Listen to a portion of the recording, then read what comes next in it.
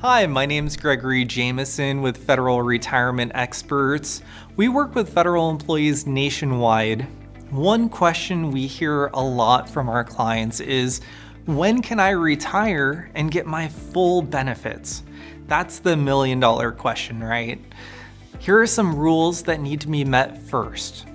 Under the Federal Employee Retirement System, or FERS, if you have 30 years of service and meet the minimum retirement age, or MRA, you can retire with your full benefits. Or if you reach the age of 60 with 20 years of service, you can retire also with your full benefits. Or if you're age 62 with at least 5 years of credible service, you can then retire with your full benefits. So what's the earliest date you're eligible for retirement? There's a couple distinctions. One in particular is the MRA plus 10 rule. If you don't hit the criteria for any of the other retirement rules that were just mentioned, but you have met your MRA and you have at least 10 years of credible service, then you can retire with your pension and keep your health insurance. There are different rules for keeping your health insurance, but in general, one of the criteria is hitting what's called an immediate retirement. One nuance of the MRA plus 10 retirement is that you get a reduction of your pension for every year under the age of 62. Each year under your full retirement age, for instance, if it's at 62, it will reduce your pension by 5% for every year prior to 62. This means that if you retire at 58, you're gonna get a 20% reduction in your pension. There are other options for retiring early, including a postponed retirement, a deferred retirement, and disability retirement. Each of these have their own rules.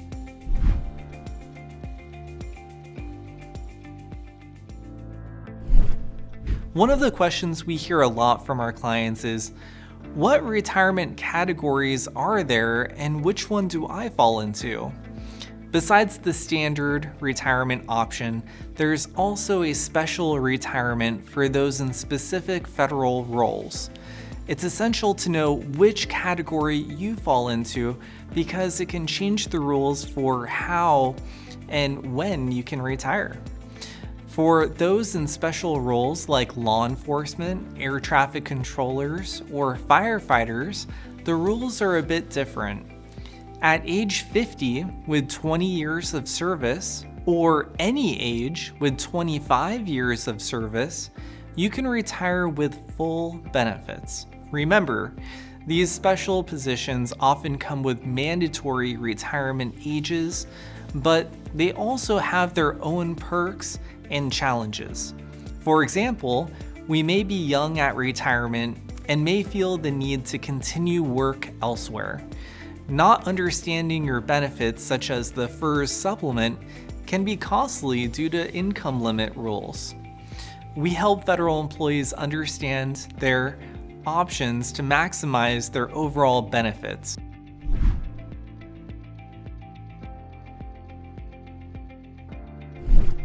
One question we hear a lot from our clients is, how much monthly income will I have in retirement, and is it enough? For FERS employees, there are 3 core things you get in retirement: the FERS pension and supplement, if applicable, 2, the Thrift Savings Plan, or TSP, and 3rd, Social Security.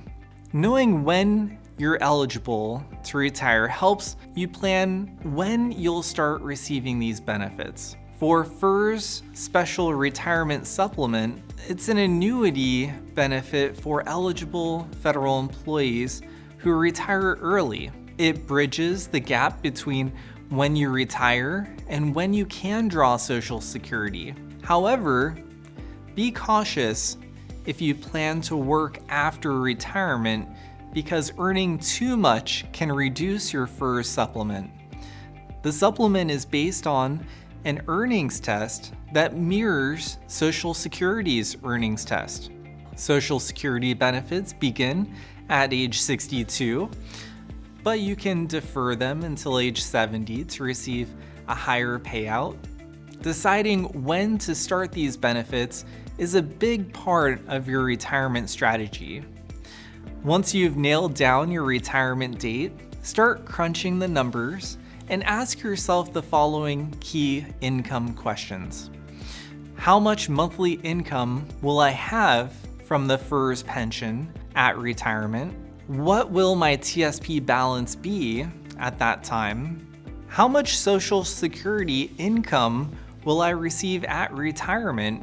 And is it enough? These figures will help you determine if you're financially ready to retire when you want to, or if you need to keep working a bit longer. The bottom line is start running these numbers now, or better yet, have an expert run them for you, such as a retirement coach. They can help you calculate your pension and other factors and help you avoid common mistakes that could be costly.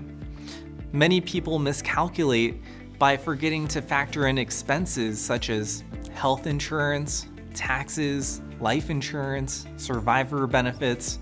It's not uncommon that half of the monthly pension income will be committed to pay these expenses. What about your health insurance? Your federal employee health insurance, your FEHB, is a golden benefit that helps solidify your health security. FEHB is a huge piece, so take the opportunity to review your policy and ask some important questions. Does it still make sense? Are you paying too much? Are you paying for more coverage than you need? Are you going to continue paying for the policy if you're approaching Medicare age? Does it make sense to include it with Medicare? Does it work well with Medicare? As you approach retirement, make sure your plan aligns with your needs, especially as you get close to Medicare eligibility at age 65. Some federal employee health benefit plans even pay you to enroll in Medicare, so you might have some money there.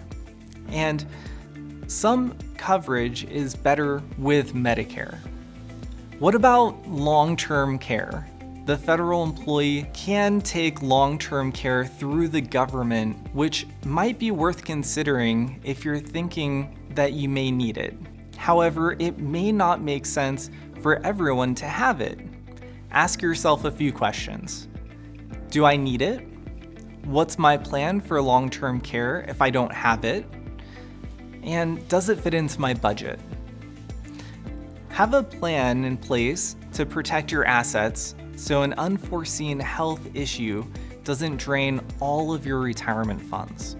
What about life insurance?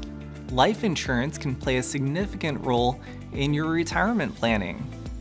It protects your family and leaves behind assets so they don't have to change their lifestyle. Ask yourself some questions. What coverage do you have? How much is it? Is it enough? Are you paying too much? Do you need life insurance at all? The federal employee group life insurance gets pricey as you age, so explore alternatives. Again, the best thing to do is have a retirement coach go through your options for life insurance with you. It's essential to evaluate whether you need life insurance, if you're getting the best deal. Make a decision that makes the most sense for you and your family. Have you considered estate planning? Finally, you're ready to retire. Did you forget estate planning? Ensure you have a will, Consider setting up a trust and update your beneficiary designations. There are important aspects that protect your loved ones after you're gone. They also ensure your assets are distributed according to your wishes.